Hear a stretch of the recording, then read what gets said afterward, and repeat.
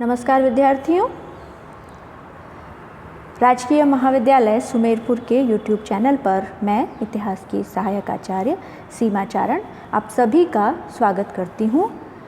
आज हम द्वितीय वर्ष के प्रथम पेपर जिसमें कि मध्यकालीन भारत का इतिहास बताया गया है, उसमें एक बड़े ही विवादास्पद शासक मोहम्मद बिन तुगलक के अलग अलग समय में अलग अलग किए गए नए प्रयोगों या योजनाओं के बारे में चर्चा करेंगे। उसके बारे में कुछ आपको जानकारी देना चाहेंगे। फिर हम अगले दिन किसी दिन टॉपिक पे चर्चा करेंगे कि क्यों ये उसकी योजनाएं विफल रही।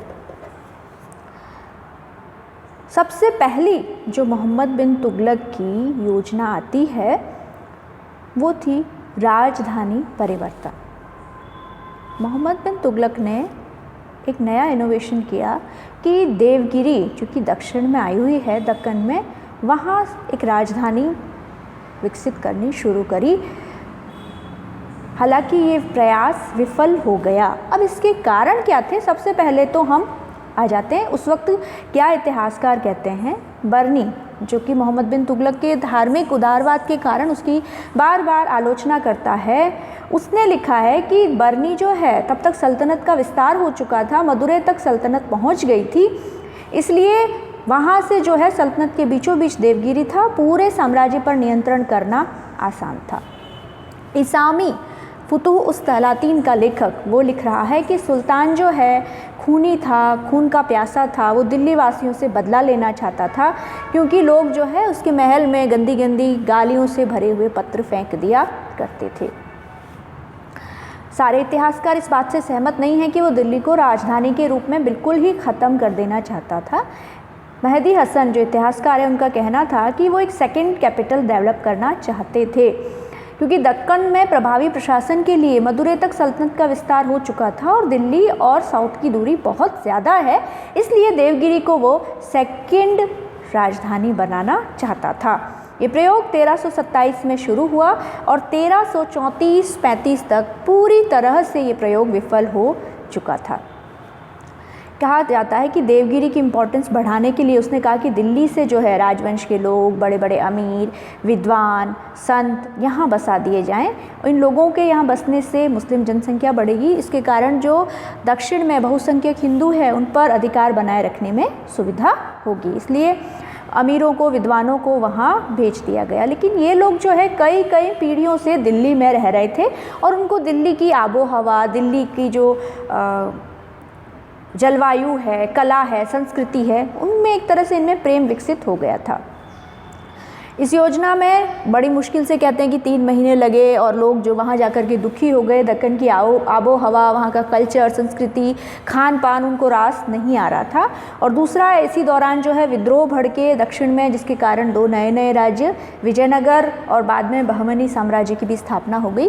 तो ये इसका कोई मतलब नहीं था अब देवगिरी को सेकंड कैपिटल बनाने का, क्योंकि निचला दक्षिण का जो भाग है वो पूरी तरह से सल्तनत के हाथों से जा चुका था और 34-35 तक ये योजना विफल पूरी तरह से हो गई। दूसरी जो अपनी योजना है कृषि संबंधी सुधार। अब इसके कृषि के संबंध में 2 सुधार आएंगे। पहला सुधार तो है दोआब में उसने जो लगान में वृद्धि करी और दूसरा उसने जो है दीवाने अमीर को ही कृषि के विकास पर उसने बाद में ध्यान दिया और उसके विकास के लिए प्रयास किए। तो पहले सुधार पर हम आ जाते हैं, राजस्व सुधार से संबंधित। सबसे पहले सुल्तान ने पूरे अपने साम्राज्य में प्रशासनिक एकीकरण की कोशिश करी। उसने जो है राजस्व व्यवस्था नई स्थापित करनी चाहिए। कई सारे इसने अध्यादेश जारी किए। इसने क्या कहा? दोआब का मतलब होता है, अपन जब दोआब शब्द पढ़ते हैं भारतीय इतिहास के और ज्योग्राफी के भी संदर्भ में, तो गंगा और यमुना जो ये 2 बड़ी नदियां हैं उत्तर भारत की, इनके बीच का जो क्षेत्र है, क्योंकि इतनी नदियां हैं, इतना उपजाऊ है, इसको दोआब कहा जाता था। उसने वहाँ जो है दोआब की दर 1/3 यानी 33% से बढ़ा करके 50% कर दी। वैसे यूँ लगा कि दर बहुत ज़्यादा है, लेकिन थोड़ा सा दिमाग में हम पर पीछे घूमें तो अलाउद्दीन खिलजी ने भी दोआब में यही दर रखी थी। लेकिन शायद मोहम्मद बिन तुगलक का दुर्भाग्य कह दो, उसकी किस्मत में सारा अपयश ही अपयश लिखा हुआ था। तो जिस साल उसने लगान बढ़ाया उसी साल दोआब में अकाल पड़ गया। बारिश नहीं हुई, बारिश नहीं होने के कारण फसलें नहीं हुई अब जब किसानों के पास फसलें ही नहीं है तब भी लगान अधिकारी अपने सुल्तान को ये सूचना नहीं दे रहे हैं कि आप ये नहीं करें, किसान बड़े दुखी हैं। उन लोगों ने क्या किया, जानबूझकर किसानों को परेशान किया, उनको उत्पीड़ित किया, प्रताड़ित किया, निर्दयता के साथ कर वसूल किया। तो जगह जगह जो है किसानों ने विद्रोह करना शुरू कर दिया गया। इसके साथ एक ये भी है, बाद में हम पढ़ेंगे कि कुछ उसने बड़ी सेना का गठन किया था, इन सैनिकों को बाद में छुट्टी दे दी। एक सैनिक हमेशा सैनिक ही रहता है। जब वो अपने क्षेत्र में गया और लगान अधिकारियों के अत्याचार देखे तो उसने विद्रोह कर दिया। बाद में सुल्तान ने कई सारे समाधान के प्रयास भी किए। लगान अधिकारियों को जब मार दिया गया तो कृषकों को राहत देने के लिए कदम उठाए, किसानों को बीज दिए, बैल दिए, सिंचाई के कुएं खुदवाए, लेकिन ये काम जो है बहुत लेट किए गए थे। तब तक जनता में सल्तनत के प्रति मोह भंग हो चुका था। इस योजना की विफलता में सबसे ज़्यादा अगर भूमिका किसी की कही जाए, ना प्रजा की थी, ना मोहम्मद बिन तुगलक की, बल्कि जो मध्यम वर्ग था, स्थानीय भू राजस्व के जो अधिकारी थे, जिनके क्रूर व्यवहार के कारण दोआब में ये विद्रोह हुए। अगला है दीवाने कोही की स्थापना।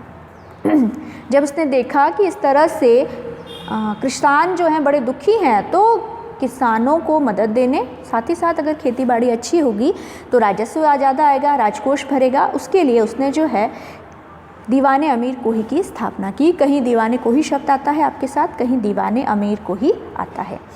उसने सोचा कि जो गांवों के आसपास में जंगलों में भूमि बिना काम की पड़ी है, वहाँ जो है सहायता दें, सरकार कृषि योग्य भूमि का विस्तार करे। लेकिन ये योजना भी जैसे उसकी बाकी की योजनाओं के साथ हुआ, विफल रहा।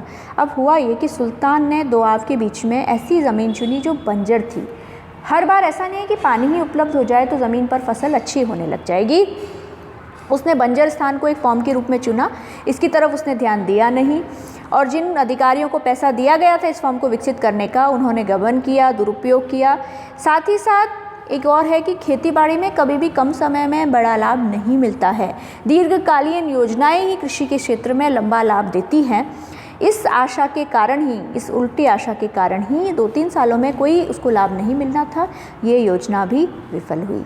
सुल्तान ने फिर आखिरकार निश्चय किया कि जो अधिकारी हैं और जो किसान हैं जिन्होंने पैसा खा लिया और खेतीबाड़ी का विस्तार नहीं किया, उनको दंड देंगे। लेकिन उसके पास विद्रोह की इतनी बड़ी समस्या थी कि वो उनके ऊपर भी कोई कार्रवाई नहीं कर सका। अगली जो उसकी विफल योजना है वो है सांकेतिक मुद्रा।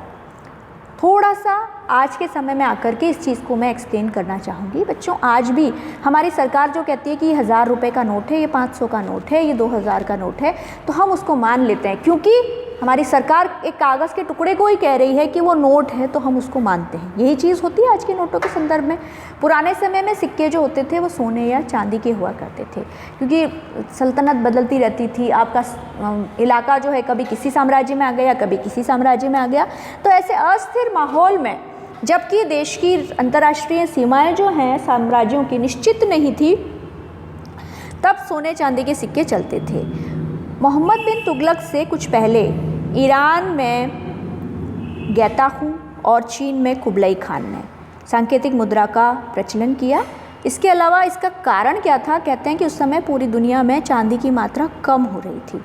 तो उसने कहा कि जो कांसे के सिक्के हैं, है ना, वो चांदी के सिक्कों के बराबर मान लिए जाएंगे।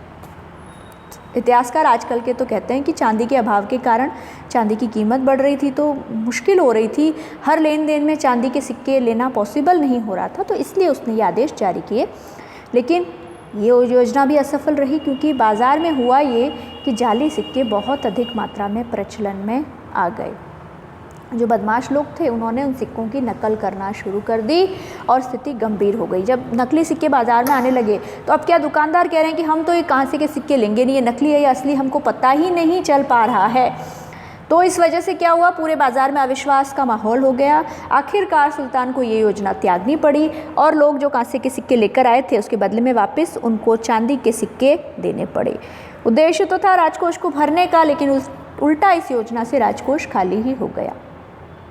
अब ये भी चीज़ आ रही है कि सुल्तान को थोड़ा ध्यान रखना चाहिए था, योजना का क्रियान्वयन करने से पहले थोड़ी प्लानिंग करना हमेशा सही रहता है, ज़रूरी भी होता है। सिक्कों की नकल करना ऐसे सिक्के बनते कि आम इंसान उनकी नकल नहीं कर सके। और दूसरी चीज़, जनता में भी जागरूकता होनी चाहिए कि ये सिक्के अब काम के हैं और ये नकली सिक्के हैं। जब तक सरकार ये तरीके से डिसाइड नहीं कर सकती, आज भी नकली नोटों की समस्या कई देशों में बिल्कुल आम है। अब उसके 2 सैनिक अभियान, एक तो था खुरासान और एक था कराचिल। खुरासान मध्य एशिया का प्रांत है। यहाँ को जीतने के लिए उसने जो है मिस्र के जो शासक थे उससे पहले तो गठबंधन बनाया। खुरासान जीतने के लिए उसने 3,70,000 सैनिक भर्ती किए। इस भर्ती में बहुत पैसा खर्च हुआ, लेकिन क्योंकि मिस्र में सत्ता पलट गई इस योजना के बाद, तो ये उसका खुरासान अभियान कभी भी क्रियान्वित ही नहीं हो सका और आखिरकार उस सेना को भंग करना पड़ा। और यही भंग की हुई सेना ने आगे जाकर के दोआब में विद्रोह किया।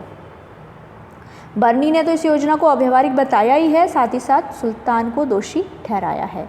आज अगर इतिहासकार देखें तो वो कह रहे हैं कि मध्य एशिया में जो राजनीतिक अव्यवस्था हो गई थी, जो एक शून्य पैदा हो गया था, उसको भरना उसने चाहा था और इसका व्यापारिक महत्व भी बहुत था, लेकिन ये सफल नहीं हो पाया। कराचिल अभियान शायद हिमाचल के या हिमालय पर्वत के कहीं क्षेत्रों में दुर्गम क्षेत्र में किया गया था। वहाँ बहुत लंबी चौड़ी सेना भेजी गई, लेकिन चीन के साथ में सामरिक दृष्टि से बहुत महत्वपूर्ण था, बीच में था, लेकिन कराचिल अभियान भी विफल सिद्ध हुआ। कहते हैं कि 2 या 3 सैनिक ही उस अभियान से जीवित लौट सके, वो भी घायल होकर के। इस तरह से उसकी ये 5वीं योजनाएं जो हैं सैनिक विस्तार की भी विफल रही। इन सभी विफल योजनाओं के कारण इतिहासकार, वो प्रबुद्ध था, इंटेलिजेंट था, निरंकुश था, सोचता नहीं था, ये सारे विवाद के विषय हैं। लेकिन हम एक चीज़ तो ज़रूर कहेंगे कि शासक के रूप में मोहम्मद बिन तुगलक विफल रहा। उसकी इस विफलता में कहीं ना कहीं इन योजनाओं का भी एक बहुत बड़ा हाथ है। इतना कहकर ही मैं इस वीडियो को यहीं समाप्त करना चाहती हूँ। उम्मीद करती हूँ कि आप वीडियो देख रहे होंगे, साथ ही साथ अपनी पुस्तक से इसको रिवाइज़ भी कर रहे होंगे, ताकि आपका जो ज्ञान है वो तो समृद्ध हो ही हो, साथ ही साथ जब आप वापस पढ़ लेंगे तो कंसेप्ट भी आपके क्लियर होना शुरू हो जाए। धन्यवाद।